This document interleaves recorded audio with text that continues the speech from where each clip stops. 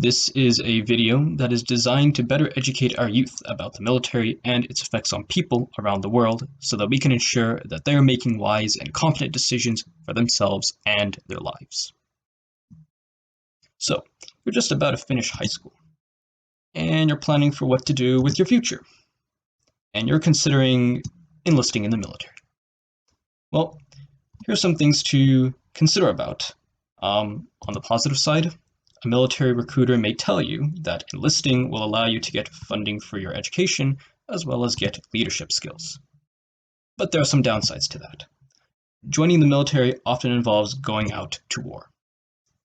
And the thing is that war can have consequences on your personal life as well as consequences on the people around you, even innocent people. One of these consequences includes psychological problems due to war. Research has shown that veterans that have been deployed in another country for service can develop psychological problems, as a study was done on a sample of veterans that served in Operation Enduring Freedom in Afghanistan and Operation Iraqi Freedom in Iraq. And the study revealed that 14% of these veterans had PTSD and 14% of them had major depression. For those of you who are not familiar with these disorders, PTSD, or post-traumatic stress disorder, is when a person has very intense and disturbing thoughts and feelings because of a traumatic event that they saw or went through. And major depression is when a person has trouble doing everyday normal activities or feels that life is not worth living because they are feeling extreme sadness or loss of interest. So, 14% of these veterans had PTSD, and 14% of them had major depression. Now, check out these values. PTSD affects only 3.5% of all US adults every year, and only 7.1% of all US adults had at least one major depressive episode.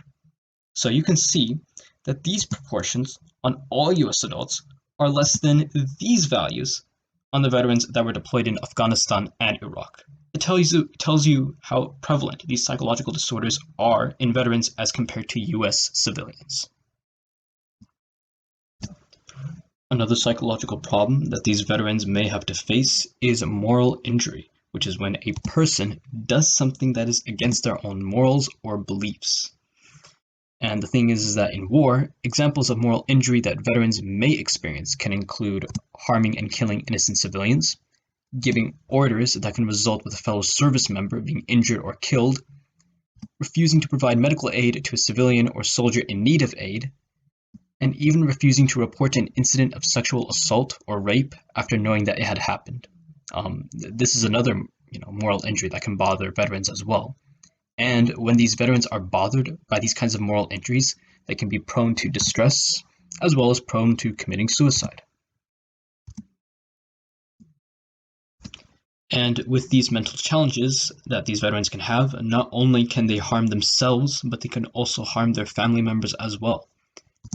In 2002, 4 Special Forces soldiers in the US apparently killed their wives 6 weeks after returning back home from service. And similarly, a study that was done on a sample of women in Cambodia in the mid-1990s revealed that 75% of those women had been exposed to domestic violence, mostly from men who kept and used their weapons from war. And in addition with the domestic violence, another effect of these psychological problems that veterans may have to deal with is inability to adjust to the civilian world after service. According to the U.S. Department of Veterans Affairs website, veterans can have difficulty trying to get back into the civilian life, and it could be because it's hard for these veterans to get into the workforce if they don't have the experiences or skills that are needed for a job interview. And not only can the attempt to get into the workforce be difficult, but even being in the workforce and adjusting to workplace environment can be difficult for these veterans as well, since the environment in the workforce is more competitive, while the environment in the military is more collaborative and camaraderie, meaning that people in that particular sort of environment are more willing to help each other and trust each other more as compared to in the workforce environment. Also, these veterans may also find it overwhelming to make decisions for themselves in the civilian world, such as what clothes to wear for today, and when to eat lunch, or when to stop and take a break from working, since in the military, veterans have little choice about what they eat, dress, and when they can stop doing a job. So, because of these complications that veterans face in the workforce, it can be difficult for these veterans to stay employed in the workforce, especially for veterans that have been exposed to combat, according to this one study. So, these are psychological problems and the effects that they come with. But that's not all there is to it. Infectious and chronic diseases due to war is another consequence that veterans are susceptible to. Indeed, war and conflict in an area of the world can allow diseases to rise in that area as well, especially when infrastructure, such as disease control programs, are destroyed because of war. And without these disease control programs, it becomes difficult to control these diseases, allowing these kinds of diseases to spread, even allowing old diseases that died down long time ago to resurge and come back in these conflict-filled areas, such as allowing malaria to resurge in Afghanistan and allowing trypanosomiasis to resurge in the Democratic Republic of Congo. And why exactly is it a bad thing when diseases like this spread? Because these diseases can be more deadly than our man-made weapons. For example, during World War I, more American soldiers uh, were hospitalized and died from influenza virus than from war-related injuries. During the Napoleonic Wars, disease killed 8 times more British soldiers than did battle wounds. And during the American Civil War, about 2/3 of fallen soldiers died from diseases such as pneumonia, typhoid, dysentery, and malaria. And this really tells you how a war continues to harm people even after the war itself has come to a stop. Kind of funny I'm talking about this during COVID. Well, actually, now that I think about it, it's not actually that funny. And the thing is that these consequences are just a few of many examples of the terrible things that arise from war. There are plenty more other consequences out there that if you were to be a veteran, and other people around you can potentially suffer from in war.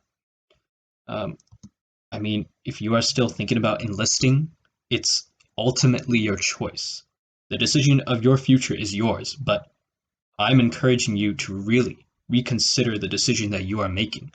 Because once you commit yourself to this decision, you have allowed yourself to participate in war. You have allowed yourself to support a cause that can hurt many people. It can also hurt you as well. So, instead of supporting war, instead of supporting the cause of fighting and killing each other, instead of supporting the cause of making other people's lives more miserable, why don't we support alternative options that are more effective towards achieving world peace and health? Such as pursuing for jobs and careers that are less violent and more helpful to others, like being a teacher, being a firefighter, a dentist, a software developer, a substance abuse and behavioral disorder counselor, a lawyer, a pediatrician, a food scientist, a library technician, and many, many, many more that are out there for you to choose from. Other options of what to dedicate your life to besides the military can be protesting and advocating against war, protesting and advocating against military recruitment on school campuses, or being involved in healthcare peace-building organizations such as the Physicians for Social Responsibility, and being a part of organizations that are aimed and dedicated towards achieving global alliance, or educating other people about consequences of war, especially the health consequences of war, and teaching them why war is terrible. Why don't we pursue these options instead of the option of war?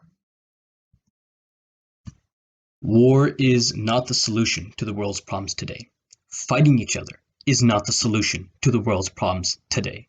Because fighting each other and killing each other and hurting each other only exacerbates those problems.